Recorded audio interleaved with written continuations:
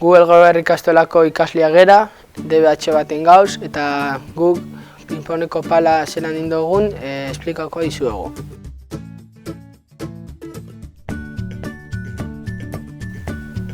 Hauek dira erabili ditugun materialak. Erregela bat, guraisak, 2 zerratxo, 3 lija,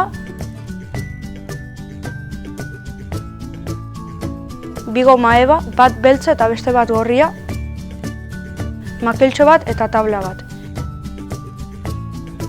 Eta pistolako kola. Eta pala egiteko instrukzioak erabili ditugu.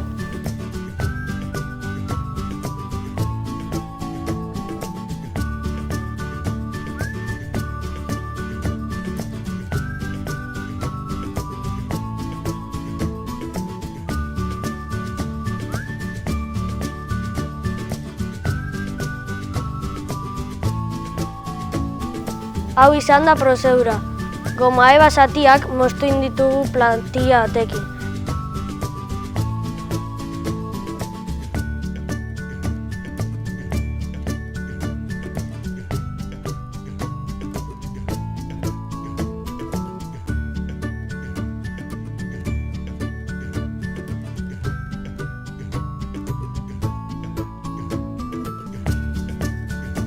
Gero, egurrezko xaflari pegatu dizkiogu.